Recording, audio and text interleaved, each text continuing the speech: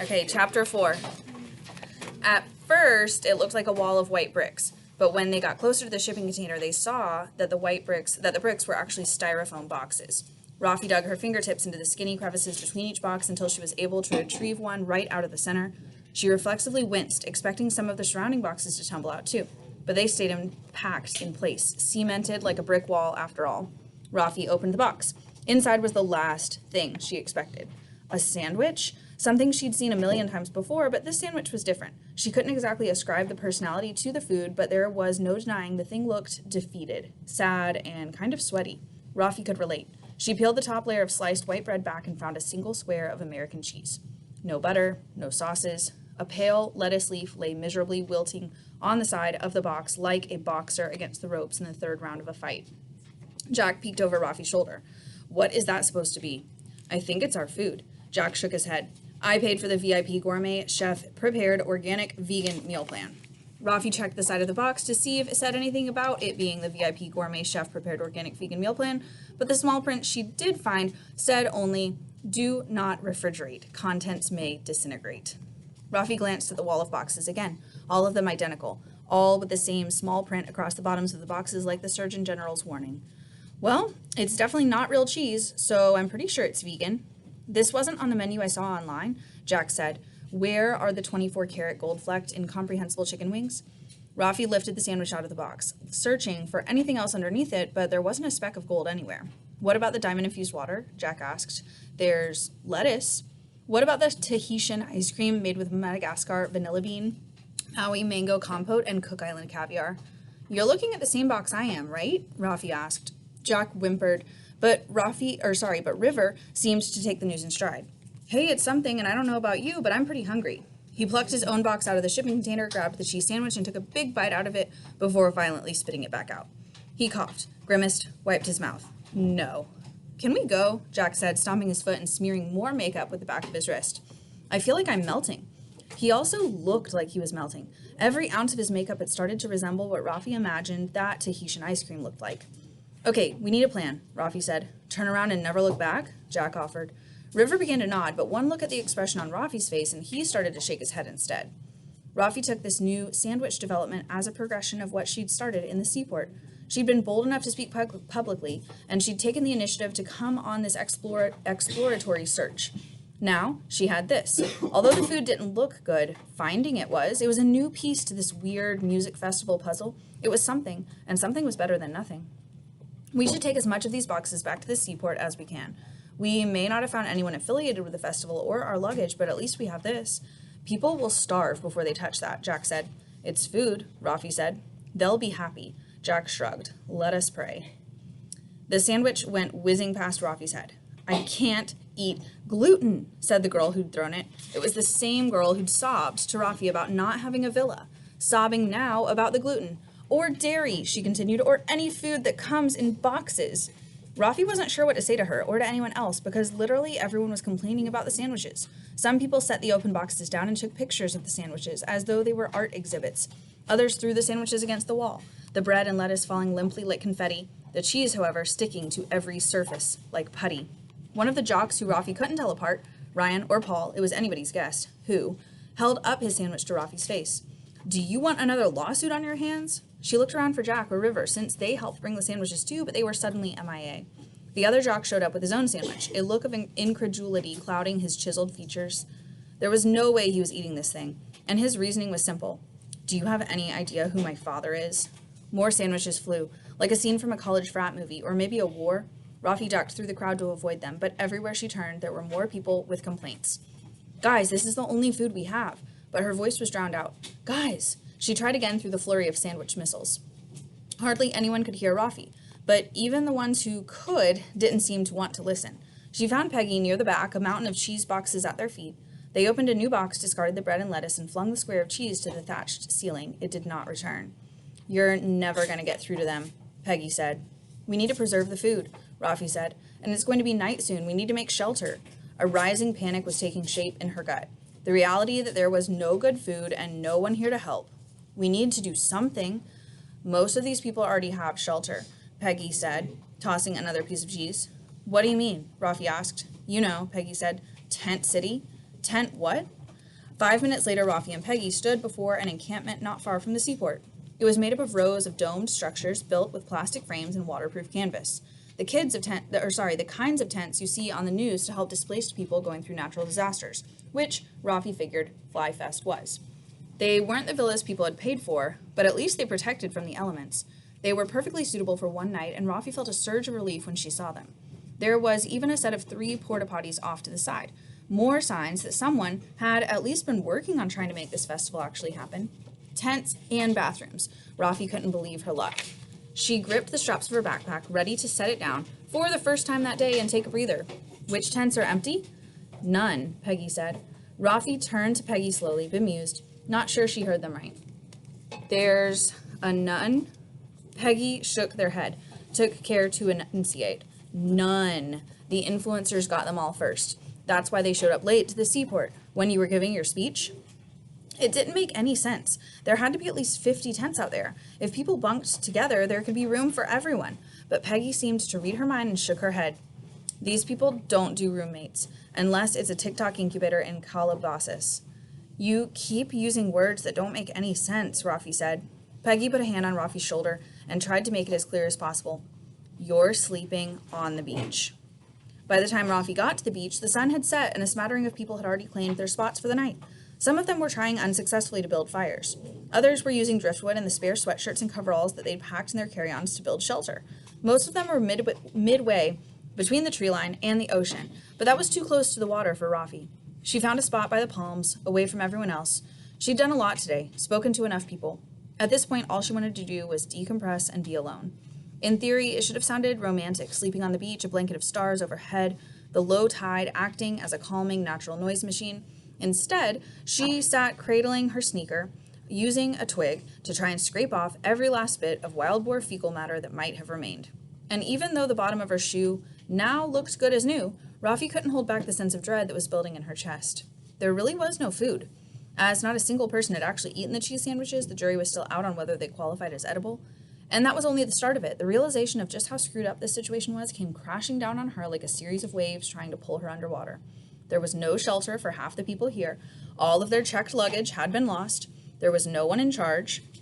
They had no way of reaching anyone in the outside world.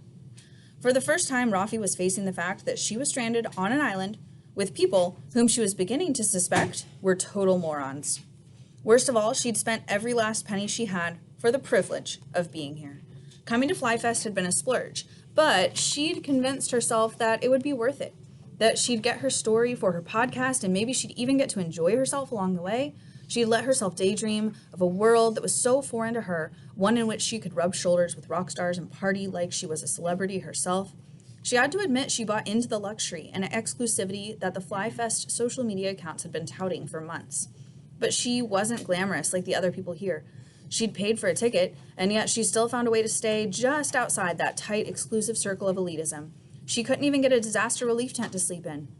Rafi tossed her sneaker aside, giving up on the delusion that it would ever be good as new. It was just one more ruined thing. She looked around at the denizens of the beach, settling in for the night, the people who weren't lucky enough to score a tent in Tent City. Their mood seemed to match her own. They'd all paid so much for the promise of paradise, but they'd been shipwrecked. "Excuse me, you threw this at my head?" Rafi startled at the voice, which was too soft and preternaturally calm for what it just said. The girl it belonged to cradled a sneaker in her hand like it was a baby dove with a broken wing. Rafi scrambled to her feet, spraying sand in every direction like an ostrich taking a dust bath. I didn't mean to. She took back the sneaker. People always try to get me to wear their products.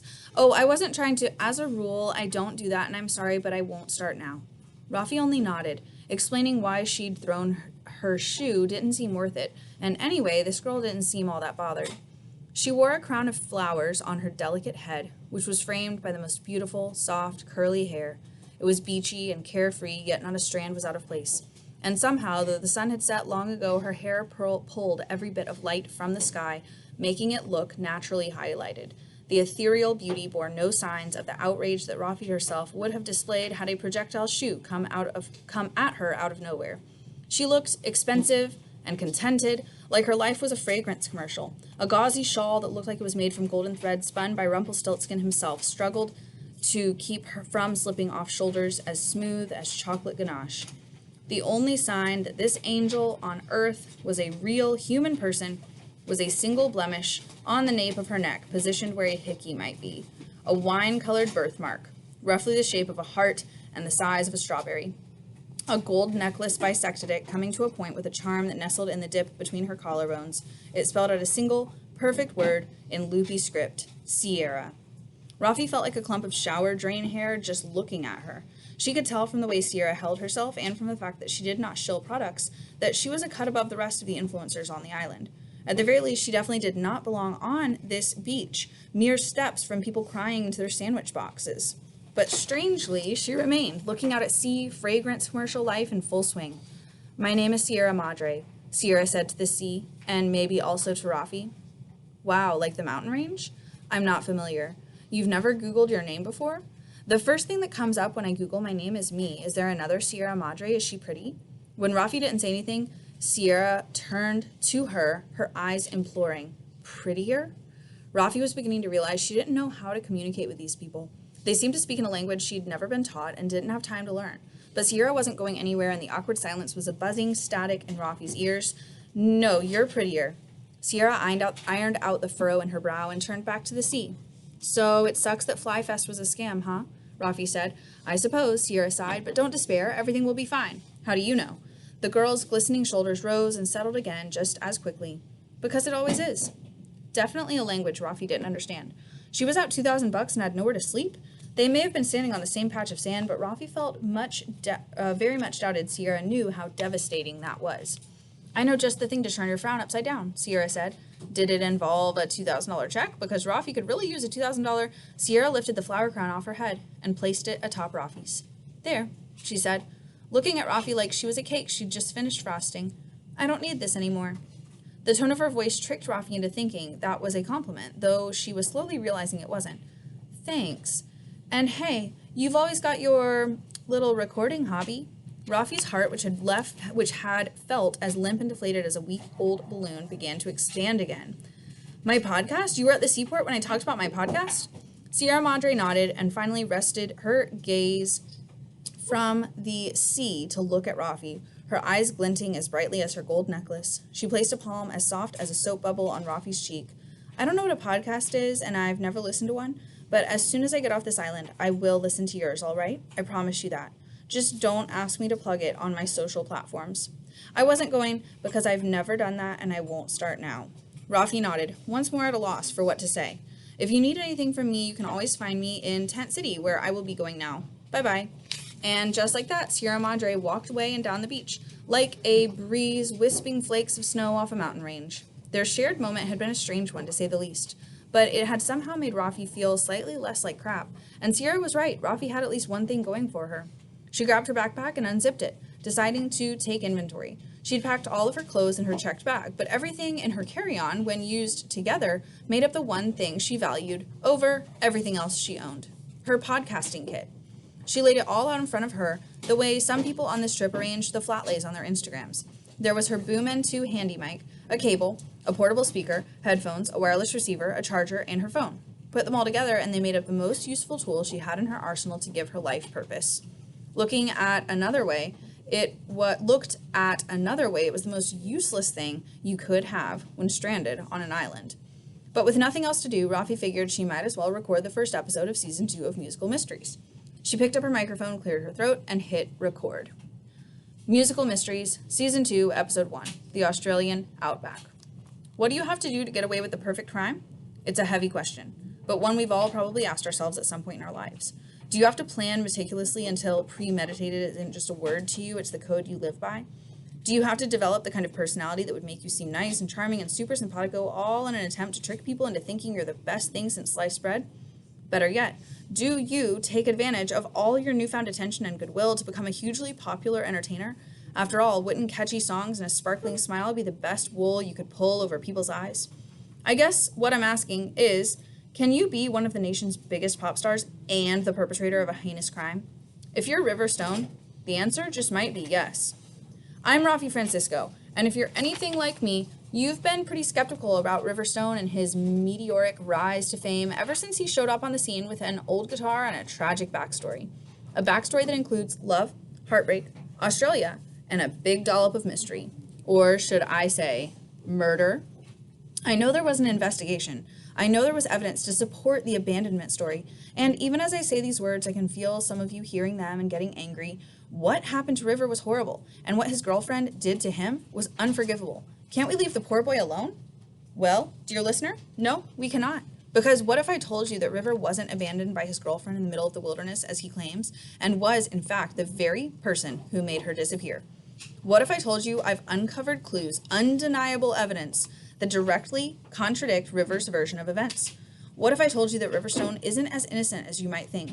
All of this might sound like outlandish accusations, but I promise you, by the end of this series, you will have conclusive answers about what really happened that summer night in the Australian outback. And I'm not talking about the restaurant, folks. I'll even promise you an exclusive interview with Riverstone himself, where I ask him the questions that other reporters have been too shy to bring up. What really happened to Tracy? That and more on this season of Musical Mysteries. This episode of Musical Mysteries was brought to you by No Brand. Ever wish you'd packed a snack because the only food around was cheese sandwiches that might poison you?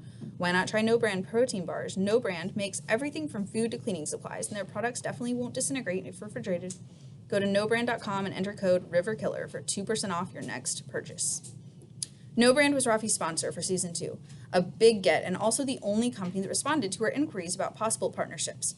They sent her a list of products that she could plug every episode and said she could write her own copy for it. It made her happy just thinking about it, and recording her first episode had also helped her lift her mood. She'd have to add more in post, edit in some sound effects and musical cues, but for now it was a pretty good intro episode, if she did say so herself. The problem was she was almost out of battery on her phone. She thought she spotted some electrical outlets at the seaport. She'd have to get back tomorrow and see if she could charge up. But night had fallen, and though she wasn't tired, she longed for sleep. The morning had to bring good news. It couldn't get worse than this. She bunched up her backpack full of bulky electronics and placed it under her head. As far as pillows went, this definitely was not one, but Rafi couldn't entirely blame it for her inability to get comfortable. The sand was powdery, but it didn't yield to her body at all, and there was a weird sound coming from the trees just behind her head. A rhythmic hacking. It was a small sound that could have been anything, and Rafi could have just ignored it, but the investigator in her wouldn't let it go. Rafi stood up and made her way through the jungle.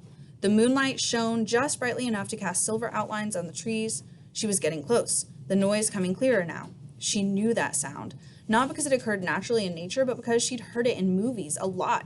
It was the distinct sound a knife made when it came violently down on something. The hacking was both scraping against something hard and hitting something that squelched. It was the kind of sound that made the back of your throat tickle. It was the most sickening thing Rafi had ever heard in real life, and she suddenly wished she had her mic with her so she could record it. Something bad was happening. The stench of it filled the jungle air. And then she saw the outline of a man. He was crouched on the ground, bent over something, his arm coming up and down, violently hacking away. The knife was clear now, wrapped in his fingers and glinting at the moonlight, and every time he held it up, it came back more liquidy than before. Rafi only stood there, stunned. She tried not to make a noise, but she must have not been quiet enough, because the guy turned around, and when he did, Rafi could see River, his bare chest covered in moonlit blood and guts. Chapter 5. Rafi, her first thought, ridiculously, was surprised that he'd remembered her name, but that thought was quickly wiped from her mind as she tried to process what she was looking at. River, standing, shirtless, covered in guts, holding a knife, and getting closer. Rafi took a step backward, and she must have looked as scared as she felt because a questioning crease formed between River's eyebrows. Usually when girls looked at him, it was with hard eyes and lust, but to Rafi, his whole deal was super predatory. The moment stretched out longer, with Rafi wide-eyed and backing away, and River trying to seem docile and nice while holding a knife. Then he seemed to remember his weapon and the splattered, bare chest. Oh, this? When he pointed at his chest, it was with the tip of his knife, which didn't do much to mitigate the situation. "I'm sorry you had to see me like this." Rafi looked past him, her eyes darting all over the jungle ground in search of a corpse, but all she saw was a fish, long as her arm and dead on a bed of banana leaf. "I know, it must be weird. You've probably seen me in magazines and designer clothes, and now I'm a total mess." There was a chuckle in his voice. "Ick! A fish, not a dead body." Rafi breathed deep, but not too deep. Yes, she'd jumped to conclusions, but this could also just be a warm-up for him. He did seem really comfortable holding that knife, which begged the question, where'd you get a knife? River looked at the weapon in his hand like he'd forgotten it was there. This? Someone must have smuggled it on the plane. Anyway, I asked around if anyone had one, and lucky for me, somebody did. You asked around for a knife? Yeah, I needed something to sharpen my spear with. Wait, there's a spear now? How many weapons did this guy have? They'd only been here a day, and he already had an arsenal to go spearfishing with. Of course, my spear was a little more rudimentary than a spear gun, but under the circumstances, it was all I had. There were too many guns, spears, and knives in this conversation, and Rafi really, really wished she had her mic with her so she could record it all. So anyway, River continued, went spearfishing, caught this big guy behind me, and then I used this knife to clean the scales and gut him, which you found me doing. That is not how you gut a fish. The quirk in River's smile was slow and deliberate, like he'd been caught in a lie, even though, to his credit, there really was a dead fish behind him. It is in Australia. Rafi knew very little about Australia and would have to take his word for it.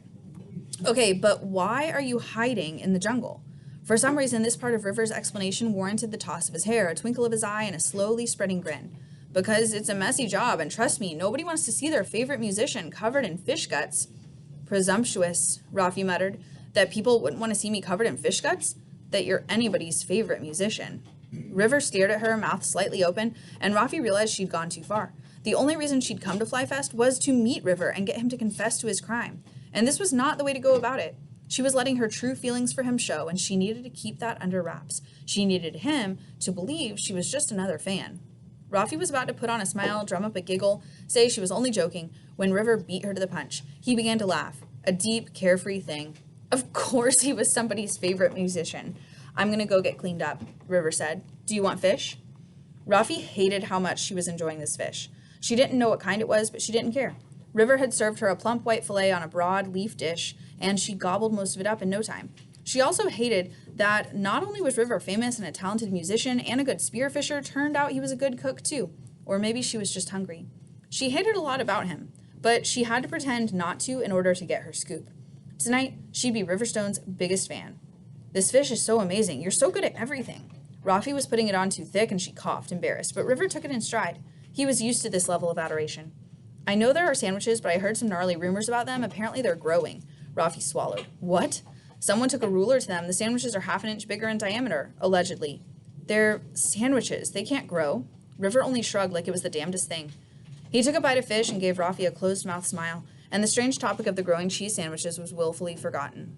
Since returning to the beach, River had managed to take a quick dip in the ocean to wash up, build a fire, cook the fish, and construct 2 simple tents side by side out of sticks and random bits of clothing he had in his possession.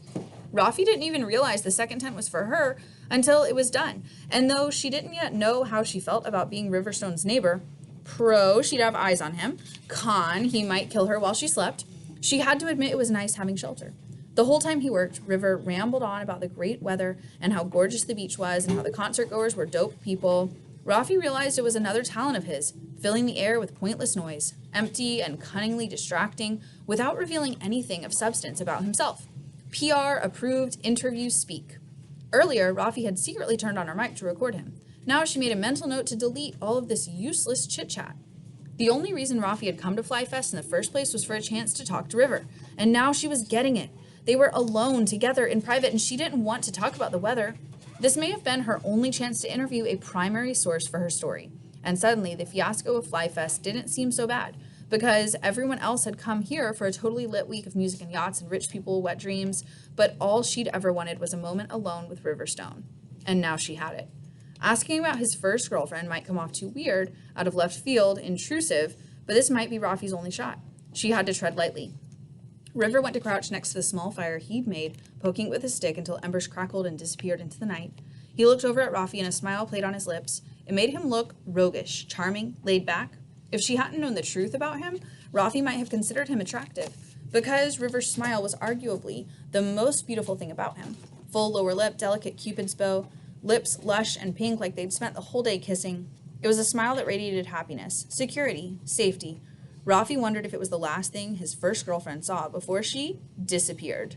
"Tracy," Rafi blurted. The smile skidded off River's face like it slipped on ice. What?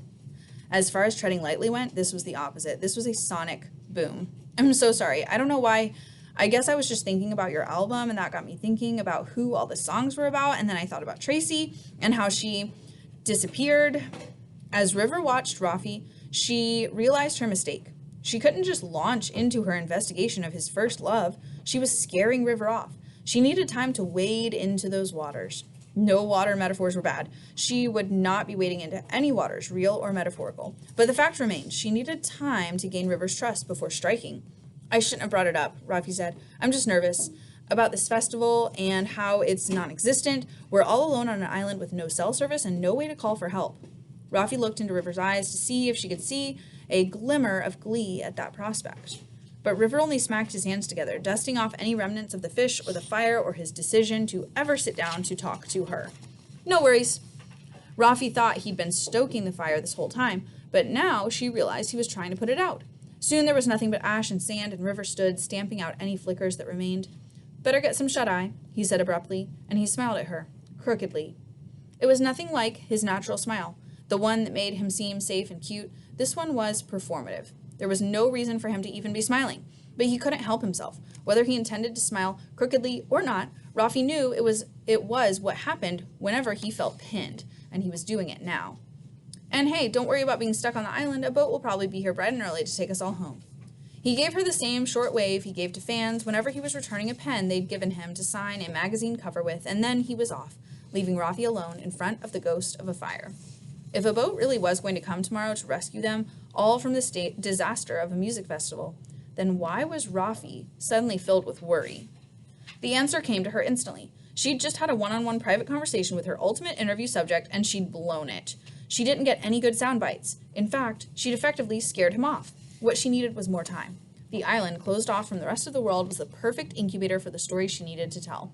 On the island, River had nowhere to go and no duties to keep him busy, now that the festival was a bust. The problem was getting him to stay. And if Rafi wanted River to stay, she'd need everyone on the island to stay too.